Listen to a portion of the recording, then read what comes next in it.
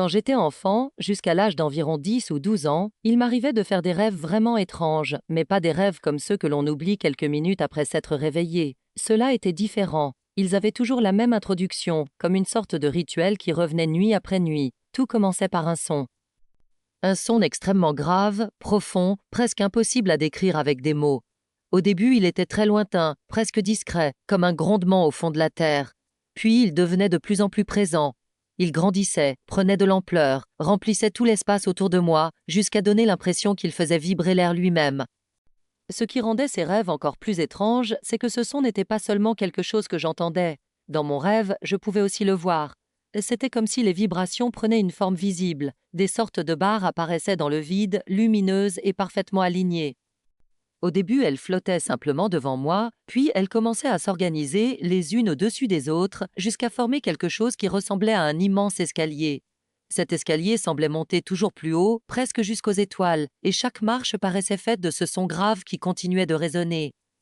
Sans vraiment réfléchir, je savais toujours ce que je devais faire. C'était comme si une évidence s'imposait à moi. Je commençais à grimper cet escalier étrange. Chaque marche semblait solide sous mes pieds, même si tout autour n'était que vide et obscurité. À mesure que je montais, j'avais l'impression de quitter quelque chose derrière moi. Le monde devenait silencieux, presque irréel. Je ne ressentais ni peur ni vertige, seulement une sorte de curiosité calme, comme si ce chemin m'était familier. Puis, au moment où j'atteignais le sommet de cet escalier sonore, quelque chose se produisait toujours. Le son s'arrêtait brusquement, comme si quelqu'un avait coupé un interrupteur invisible. L'escalier disparaissait instantanément, sans s'effondrer ni se briser, il cessait simplement d'exister.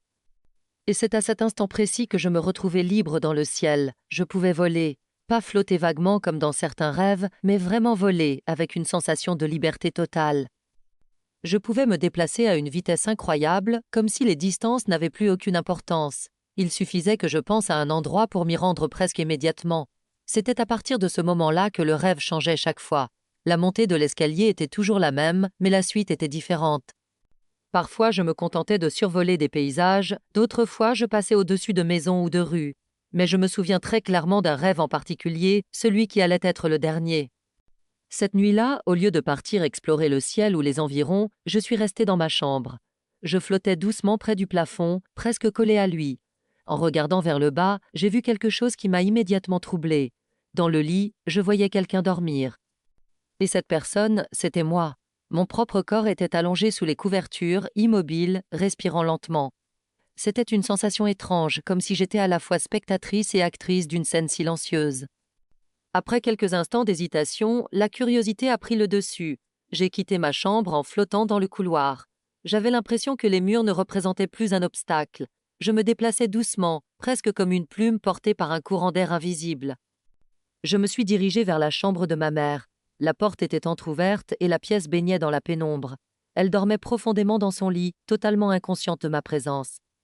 Ensuite, je me suis dirigée vers le salon. Là, la scène était différente. Mon père était assis devant la télévision. La pièce était éclairée par la lumière bleutée de l'écran. Il regardait un film carré blanc, ces films interdits aux moins de 18 ans à l'époque. Il devait être 2 ou 3 heures du matin. Je l'observais depuis le plafond, comme un spectateur invisible suspendu dans l'air. Je l'ai regardé pendant un moment. Je l'ai vu se lever, s'étirer légèrement et marcher jusqu'à la cuisine. Il a ouvert le frigo, regardé à l'intérieur comme s'il cherchait quelque chose de précis. Finalement, il a pris un petit truc à manger, puis il a rempli un grand verre d'eau qu'il a bu presque d'un seul coup. Chaque détail me semblait incroyablement réel, comme si j'étais vraiment là dans la pièce.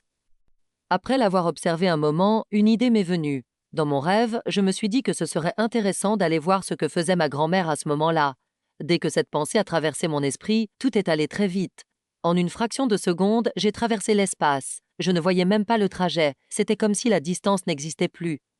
Je me suis retrouvée chez elle, dans sa maison. Elle dormait, mais peu après mon arrivée, elle s'est levée de son lit. Je l'ai vue marcher lentement vers la salle de bain pour aller aux toilettes. Ensuite, elle est passée par la cuisine pour se laver les mains. La maison était silencieuse, plongée dans l'obscurité de la nuit. Puis elle a ouvert le congélateur. Elle a sorti un morceau de viande qu'elle a posé dans le frigo pour qu'il puisse décongeler pour le lendemain.